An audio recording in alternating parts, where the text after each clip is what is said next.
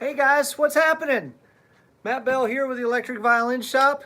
I was just kind of waiting for some people to come in, and y'all are here. So we're doing a new thing today. We got the Facebook people over here. What's up, Facebook people? And we got YouTube people over here. So we're now streaming, instead of being on Facebook and Instagram, we're on Facebook and YouTube, which is cool because Facebook archives all these things and you can watch them. And then, YouTube does the same thing. The problem with Instagram, it's awesome. We've got a huge following on Instagram, like almost 20,000 people now. But Instagram doesn't archive these things. They would only be up for 24 hours, and then they would go away. And, we get a lot of questions about the things that we cover in these live streams, and it's just easier to be able to send somebody a link to the information rather than saying, hey, well, it was last week. Wish you would have been there. So, this week we are talking about fretted violins. It's a thing, everybody. Not a new thing. Fretted bowed instruments have been around since, I don't know, like the late 1400s. So not super new. There's a thing called a viol, and they started making these in like the late 1400s. And they were a thing through like the 1700s. So for 200 or 300 years, people were playing fretted bowed instruments. And you go on Instagram now, and somebody sees a picture of a 5-string fretted violin. They're like, "That ain't a violin!" And I'm like, buy a history book. No, anyway, so it's a thing, and there are really sort of two groups of people that fretted violins are targeted to. One of those groups, and I'm going to click my wah pedal off so my thing isn't constantly say wah wah. So one of those groups are sort of amateur level players that want to be able to play out. Maybe they want to play in a bar, or they want to play at their church or someplace, and maybe they haven't been playing so long that I can kind of handle this thing, but intonation is really making things super difficult for me. And if I've got some frets to sort of help me out a little bit, that's going to allow me to play out in a situation that maybe I wouldn't have felt comfortable playing out in before. Okay, totally cool. If you need the frets to help you play in tune, then that's great. That's what they're there for, and people can talk all the mess they want about you cheating or whatever, but you're up there playing and they're watching. So that tells you something. The other group that it's targeted at are players of any skill level that are playing on super loud stages, rock stages, where you don't always have the ability to hear yourself as well as you want to hear yourself. And everybody can talk muscle memory all they want. If you can't hear yourself, that muscle memory doesn't do you any bit of good. Let's just say that. I've been on stage with conservatory trained players, guys who are amazing, incredible fiddle players that'll mop the floor with me. They didn't have frets, and I was mopping the floor with them. So if you can't hear, and you can't hear well, then unless you're Rachel Barton Pine, you don't have a prayer of playing in tune. You don't realize how much you depend on being able to hear and adjust until that's gone. And a lot of people say, well, I'll just crank my amp up. Well, it doesn't always work like that. If you're in a professional environment, it doesn't always work like that. You don't get to always just crank your amp up. Maybe you're in a private party or something. It's a smaller environment, and the drummer next to you is a cymbal just makes a certain amount of sound when you hit it, even if he's going easy, it makes a certain amount of sound, okay? And you can't hear the edges of all your notes. You can't just go crank your amp up to 11, man. That doesn't always, that's always not always the right musical thing to do. Sometimes you're just gonna have to understand that, hey, I'm not gonna be able to hear myself that well.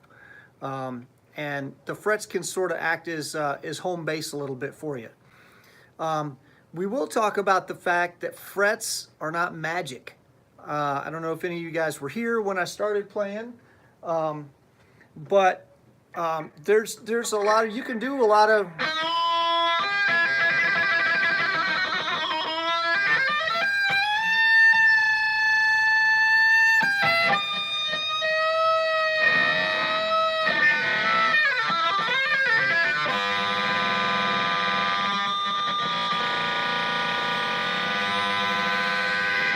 so you can hear, especially with the distortion, you can hear when a double stop is in tune and when it's not. And it is possible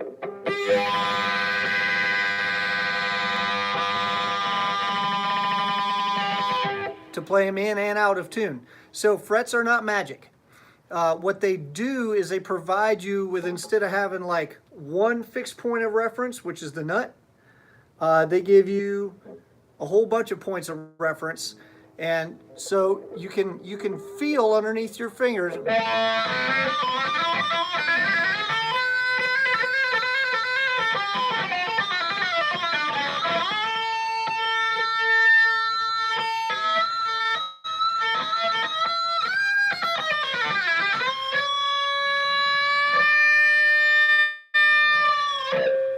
So you can feel where the right spot for your note is. Freebird. There's always one guy. And this time it's Nick Schaefer. It's usually Nick Schaefer. So yeah, you can feel underneath your fingers where the correct spot is, but it's certainly possible and really easy to play out of tune. What it does, what's up, Rob Janoff? What it does is it gives you a lot more points of reference underneath your finger to be able to hear, to be able to feel where these points are, okay? Yeah, man, awesome, Justin. So I've also got a question on Cantini. I will get to that. I will get to the Cantini question. I'm not blowing you off. So frets are not magic. You can still play out of tune. They're more like having tapes under your finger that you can feel. There are definitely a bunch of points of reference. You're going to have to spend a lot of hours on your instrument to really figure out exactly what that point of reference means, okay? So, and you're kind of going to memorize a lot of these points of reference. The thing about, like, well, it's a fret, so it ought to be like mathematically in tune, right? Yeah, I mean, yes and no. The issue is, if we're talking about equal temperament, then yes, in theory, that fret will always be in tune, assuming you're not pulling the string when you're playing, if you're not pulling that string to one side or another, right? If I'm pulling a string, it's going to mess all that up. Yeah, they're definitely more like guidelines than actual rules. And the other thing is, in equal temperament, it's a great theory that those frets are always going to be there and they're going to keep you in tune. Now, I don't know how many of you guys are guitar players or you know guitar players or you like talk to guitar players that play on a very high level. Guitars are not always in tune, and guitars are fretted instruments. So you can get that instrument in tune when it's, you know, all the open strings are in tune, but as you start working your way up the neck, intonation with guitars is a problem. And it takes a good player to play a guitar in tune. It's the same thing. You still have to be a good player to play the violin in tune, but it certainly helps a lot. It definitely increases your chances of having some success. And again, when we talk about equal temperament, I don't know if you guys understand what that means. The conservatory guys will know. When you look at a piano, you know, we've got an octave, right? From C to C, and then there's 12 notes in there, C sharp, D, D sharp, etc. The space between each of those is exactly the same. Okay, so a piano is tuned to a given key. But you don't always play it in that key, right? So if I play something in E flat versus playing something in C, all the relationships between the notes on a fretless instrument, or an instrument where you can manipulate tuning, those relationships between those notes are different. Like on the 7, as I'm leading back to the 1, you're actually normally going to play that a little bit sharp of what's mathematically supposed to be there, right? So, and then some of your thirds are different, and fourths and fifths are a mathematical relationship, but in your seconds, your thirds, your sixths, your sevenths, those will all be different depending on what key you're in. That's called just temperament, and that's what we're trained as classical players. We're trained to play in just temperament. Well, the frets are ideally in equal temperament, and you're going to have to make some little adjustments. Fortunately, those adjustments are possible. Now, there are several violin manufacturers who make fretted instruments. This is a Zeta, and Zetas are super high quality instruments, so you'd expect the frets to be really amazing. They are. The other thing that sort of makes the frets amazing on these is that Steve Carlson, the owner of Zeta and the guy that makes the Zeta violins, he owned Flatiron mandolins for many years. This is nowhere close to Steve's first rodeo with frets, okay? He's been doing frets for longer than I've been alive. So YouTube stream looks better than Facebook. Well, I got extra sleep last night, so I'm trying to look good for you. I'm trying to look good for you. So yeah, thanks for letting me know, because I don't ever get to watch these streams because I'm at work right now. Yeah, Steve Carlson does great fret work because he's been doing this longer than I've been alive. Steve's still young though. Don't hear me say that he's old. Steve's a little bit old. That's all right. So Zeta frets are very similar to mandolin frets, pretty much because Steve's a mandolin guy. Okay. The next, somebody was asking about cantini. I don't have a fretted cantini hanging behind me right now, but a fretted cantini, the frets are going to feel very much like Zeta frets. They're very close to mandolin frets. Okay. Stratton also makes a fretted violin. He'll do it in the skull, or you can see the gypsy model up there on the wall. Both fretted. These frets are actually a little lower. It's actually a slightly smaller gauge wire. I don't know if you guys can see. I don't know if it really comes across on the screen there. This is the Stratton. This is the Zeta. It's a little smaller gauge wire, so it's going to feel a little different. It's going to feel a little smaller. They're a little bit lower, and you can still feel them under your fingers, but yeah, they are a little bit lower. And then if we go to NS Design makes a fretted instrument. Their frets are a little smaller too. These are also smaller. These are more in line with what Stratton's doing, a little bit smaller than the Zeta frets.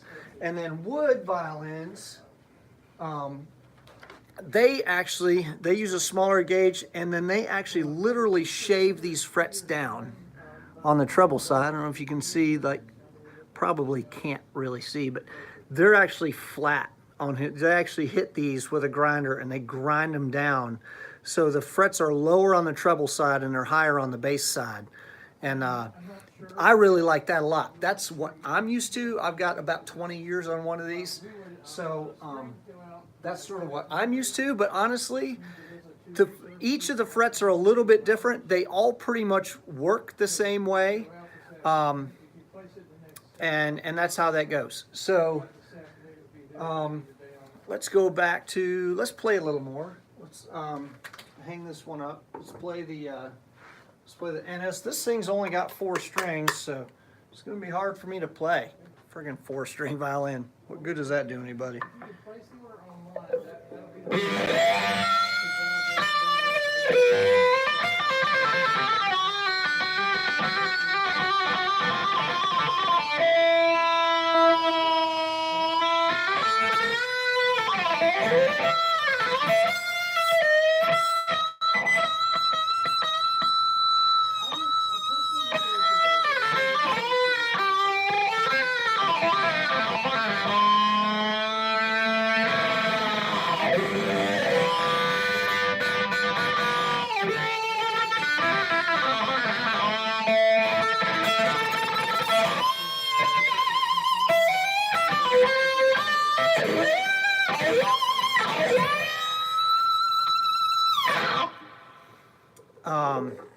Okay, so on the YouTube side, these comments are popping up and then they're going away sometimes before I have a chance to read them.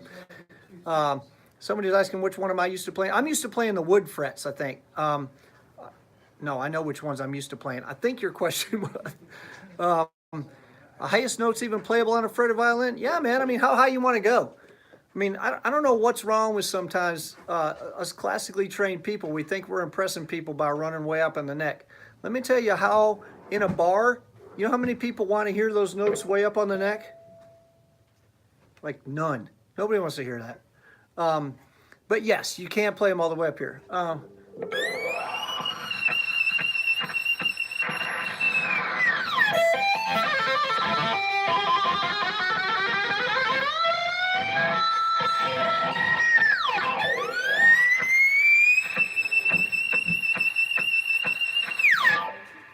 So yeah, the spacings up there are kind of small.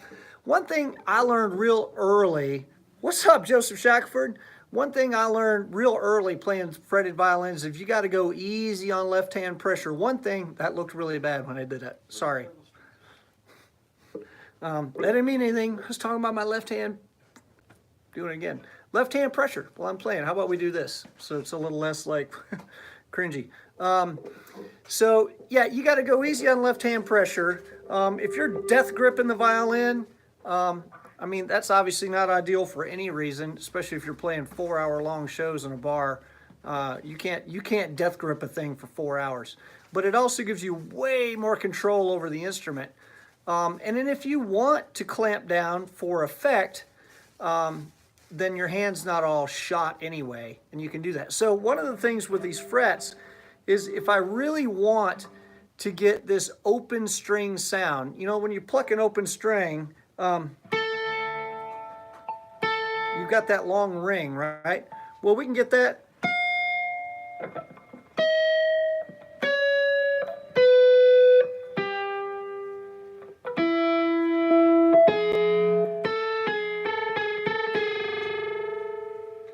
I can get as much ring out of a fingered note as I can out of an open note on a fretted violin if I'll just mash down on the fingerboard, because what's happening is the string is actually breaking over that fret and it's acting like a nut. So you've got a hard stop on one side and a hard stop on the other, and the string can ring.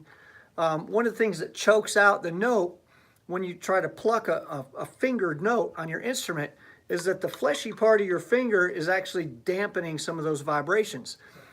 So if I'll clamp down just behind the fret, then the fret breaks. The fret breaks that string, so it's vibrating between a hard surface on the fret and a hard surface on the bridge. It's a shorter length, so I don't get quite as much vibration, but you still get that open string type sound. You can get it on an E flat or a G sharp or whatever. So that's a nice effect to have. But generally, I will play with a lighter touch.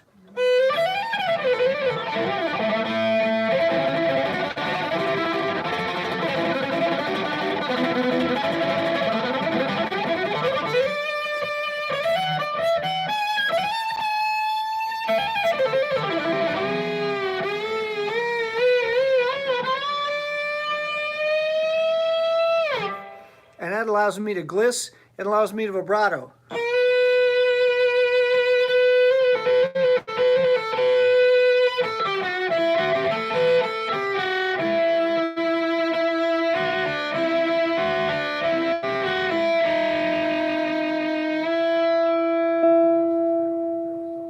And I clamp down on that note and let it ring out.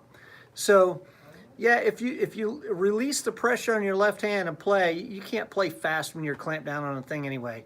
So the idea is a little bit of technique adjustment gets you vibrato and gets you gliss. So the question that a lot of people ask, and we did a video on this a couple years ago, and in the video we talked about how on the wood violins you play on top of the fret because that's where the tune is. And then on these taller frets, on the NS, on the Zeta, on the Cantini, on the Stratton, you play behind the fret. Well, Yes and no. So you can play behind the fret on these taller frets. And what it'll do is it'll break the string, and you got to play right behind. I don't know if you're any of the guitar players here know, you can't just like slap your finger wherever you want between the two frets. That doesn't really work. You got to get your fingers up against the frets behind them. It's the same thing here. You got to get your finger up against that fret. But what I do is, because I play with such light touch on these things, I actually play pretty much right on top of the fret, even on these, because that's where the tune of the note is. The note tunes on that fret. Now, if I'm trying to get that long ring from the fret, then yes, I'll pull a little bit back behind it so that the fleshy part of my finger is not where the string stops. I'm trying to make the string stop against that fret. That's pretty rare for me though. So I actually sort of technically play pretty much on top of the fret on all of them. I was really studying the way I was playing today, and that's how I do. I pretty much play on top of the fret on all of them because the fret is where it tunes. Does any of this make sense? I hope this is making sense. So like, yes, if you're depending on the fret to do the work of tuning for you, say you're an amateur player, you're playing in church, you know that, hey, okay, I know I don't really play in tune that well. You're going to play with some pressure. You're going to get behind that fret and you're going to mash down and you're going to let the fret do the work of keeping you in tune. Then yes, you would actually play slightly behind the fret. If you're a higher level player and you can play in tune, you're just using the frets to sort of, you're feeling them under your fingers as you're playing to confirm, yes, I'm in the right spot. Then you will actually play pretty much right on top of that fret, but without a lot of pressure. If I start putting too much pressure on top of that fret, I'm gonna get some weirdness. But if I play lightly right on top of that fret, just enough to sort of touch the fret, if I'm mashing on top of that fret, that's not good. If you're gonna mash, you gotta get right behind it. But if you're gonna play lightly, you can play pretty much on top of it, and then it's gonna act a whole lot more like a fretless fingerboard.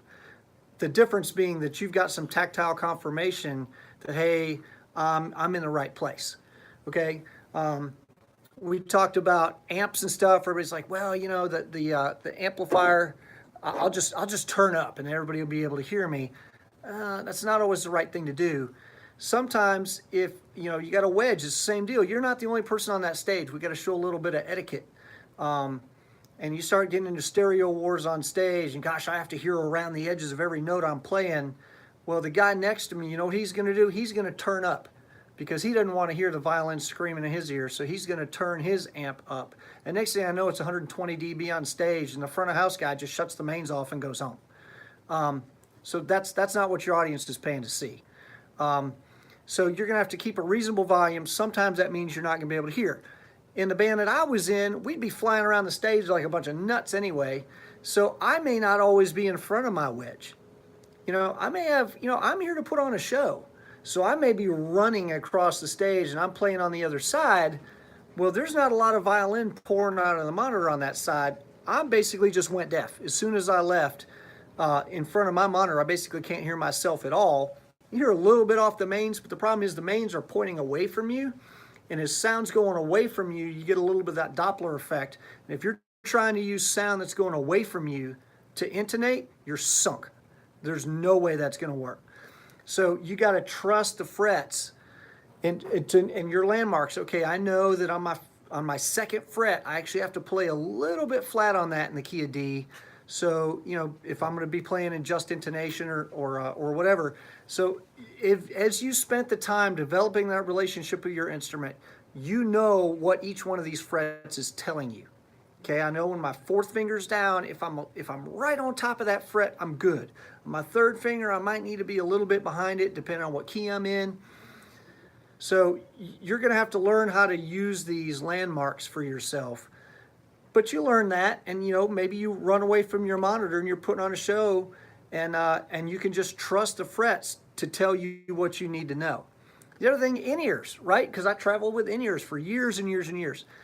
Sometimes frequencies go crazy. If you're at a big festival, maybe there's a stage on the other side, maybe a police car drives by and he's got all kinds of RF coming out of his car. And it always happens at the most inopportune time, about the time you're stepping out to take a 5-minute solo in front of 1,000 people is when your ears decide to start freaking out. Or a battery dies, or maybe maybe the guitar player is like, oh crap, I broke a string, I'm gonna switch guitars, and all of a sudden his guitar is screaming loud in your ears. You just rip them out so that you don't lose your hearing. Oh, I'm in the middle of a solo and I can't hear myself. And hey, look, everybody's pointing a cell phone camera at me. This is not good. So there are so many situations where those frets will kind of save your butt. Do I need them all the time? No. But it's kind of like four-wheel drive in a truck. Like, you don't need it that often, but when you need it, you need it. That's what the frets are for pro level players. But you know, the thing is, if you're an amateur level player, say you're a plumber, right? Totally legit profession, makes way more money than musicians most of the time. And you're like, hey, I want to play with a band on the weekends. I don't have time to practice 18 hours a week and keep my intonation like super nailed down. The frets are going to help me to just have more fun and not be distracting to the people around me. And you know what? Buy the frets and don't take no guff off of nobody. Or you can just break their toilet and there's nothing they can do about it. How you like that? Don't mess with a plumber, man. So that's what's going on with frets. I hope like all this makes more sense to you guys. Thank you for all the comments that have been coming in. YouTube, like I said, those comments will pop up and then they go away. And if I didn't see them right away, then I just missed it. So I'm not ignoring anybody. I'm not trying to. Okay, seems like a lot of intellectual work. Well, playing a violin is a lot of intellectual work. That's why they pay us billions of exposures to do this stuff. So reminds me when I play Guitar Hero, I'm gonna push a button. My rhythm is always a little off because I'm playing with song.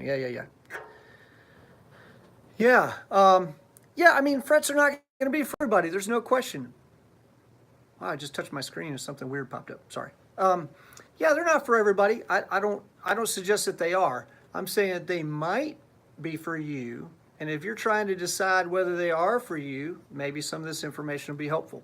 I will say basically what I do is most of the time, I pretty much just ignore them. 98% of the time when I'm playing, I just ignore the frets and I just play.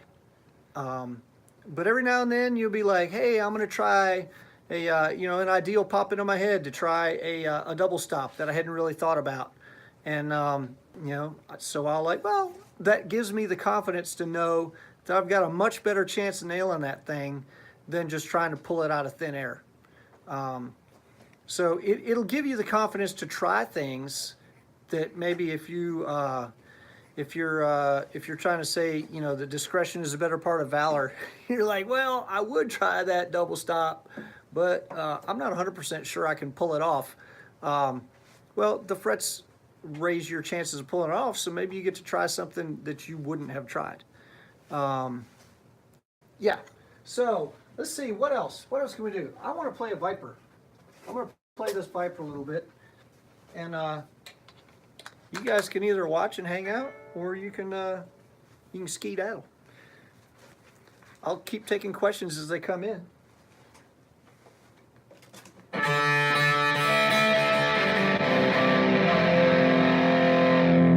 Oh, I will talk about intonation on these. On a Viper, because the bridge is movable, and on some of these other instruments, the bridges are movable, you're going to have to intonate the instrument. And you're going to have to do that every time you change strings.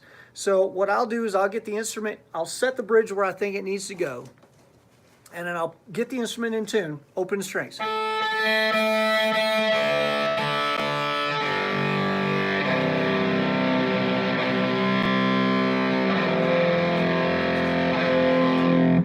then I'll put my third finger down, we'll do some octaves and check those.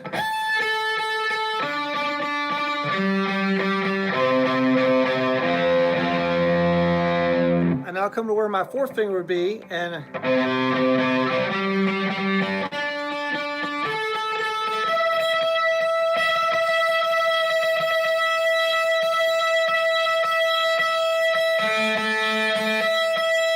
okay, so now I know where the in tune spot is there, and then we come up to 12th fret and play a harmonic and then push down.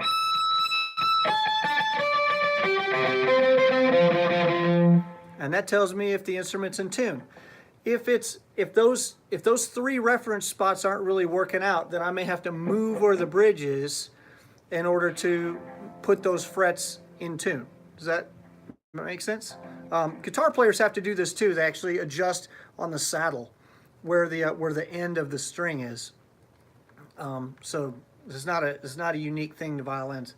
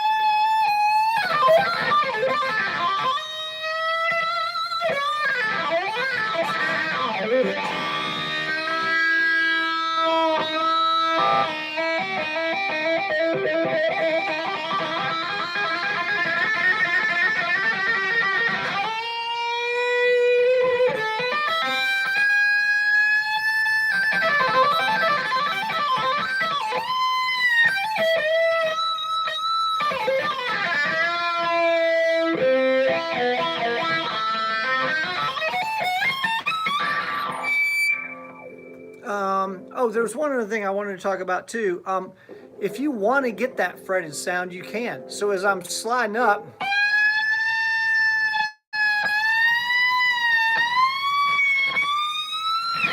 right? So I can do that without the fret sound, or if I put some pressure on and mash down,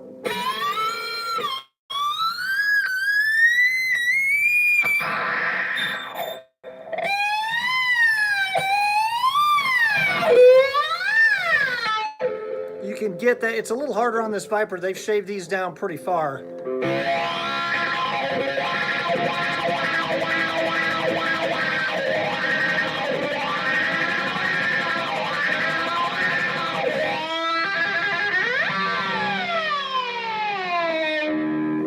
On the higher frets, it's a little easier. The ones that have higher frets, it's a little easier to get that gliss or the fretted sound.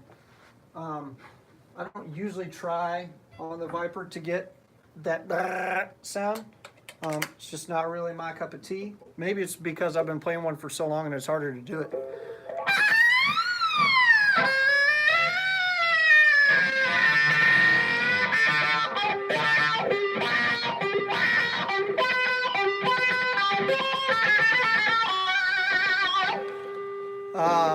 So yeah.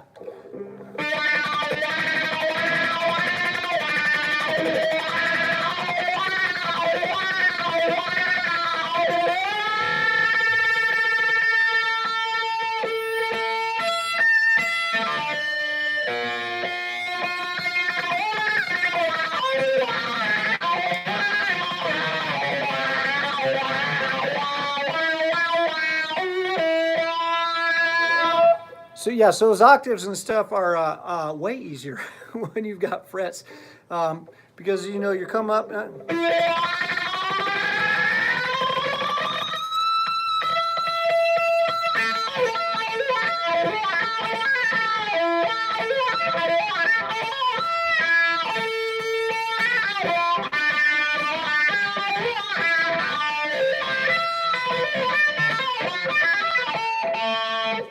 That was really sloppy. But with your, yeah, the frets do make certain things a lot easier. That's definitely for sure. But you can, they don't save you. They're not magic. They do make things easier, but they don't make it impossible to play out of tune. I hope that helps everybody. If you have questions, comments, reactions, you want to call me a hack, whatever you want to do, you guys can dump them in the comments section and we will do our best to answer that. Listen, I'm actually leaving this weekend. I'm headed out. I'm going to be gone for a couple of weeks. I'm going to Europe. I know it's a hard life, but somebody's got to do it. I'm going to hang out with the folks from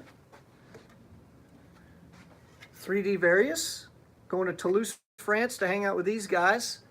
And I'm going to, where else am I going? I'm going to Italy, Verona, Italy, to hang out with Cantini, the guy that make these. So Italy and then France, and then going to take a little vacation in Sweden. My wife's got some family in Sweden. So I'm going to be gone a couple of weeks. And then I'll be home a couple of weeks, and we'll do some more live streams then. And then I will be gone a couple more weeks. I'm going to the Mark Wood Rock Orchestra Camp. You should go too. Dead serious about it. If you haven't registered, I think there might be 1 or 2 spots left, the last I heard. They got some amazing special guests. So normally faculty out there, I got my Hayden Vatera shirt on. Normally Hayden Vatera is out there, Mark Wood is out there, Joe Denizon, Chuck Bontrager, Val Vagoda, David Wallace, forgetting somebody, Greg Byers is going to be there on cello. The whole Mark Wood band is going to be there. And then this year there's some special guests. Tracy Silverman's coming back because it's the 10th anniversary. Alex Depew's going to be there, the guy who toured with Steve Vai. So there's going to be some serious heavyweights out there. And it's a week in Olathe, Kansas. You know what there is to do in Olathe, Kansas? Nothing. So it means you can hang out with a bunch of amazing violinists and cellists the whole time because you will not be distracted by the surroundings.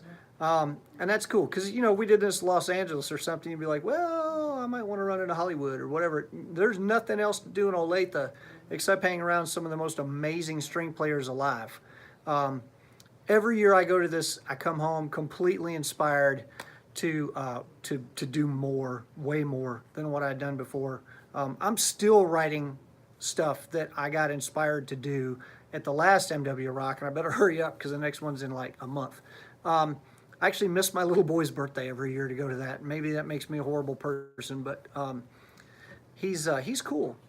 So I raised him to be cool. He's like, it's cool, Dad. Go hang out with rock stars and we'll do something cool. So I'm actually going to be in Olathe, Kansas the second week of July. And then the third week in July, I'm going to be in Nashville for Summer NAMM. And I'm taking my son with me there, so I'm not a terrible dad for blowing off his birthday. Anyway, all that to say, I'm gone for 2 weeks. There won't be any live streams for 2 weeks. Then I'll be home for 2 weeks. I will try to do live streams, but I'm going to be slammed from being gone. And then I will be gone for 2 more weeks. So in the next 6 weeks, the best hope is that we're going to get 2 more live streams in those 6 weeks. How will you guys ever continue on your lives without that? I'm so sorry. Taking away all your purpose for living, I'm sure. But anyway, I will see you guys back in a couple of weeks. Hopefully, I would say I'm going to be nice and tan from hanging out in the Mediterranean, but this is my natural hair color. I do not tan. And I've been a redhead long enough to know that I should not burn. So yeah, I'm going to come back from the Mediterranean and I'm going to be the exact same color I am right now. So maybe you can adjust your television sets and just imagine that I'm tan. Okay? All right, I will see you guys. Well, I may not see you, but you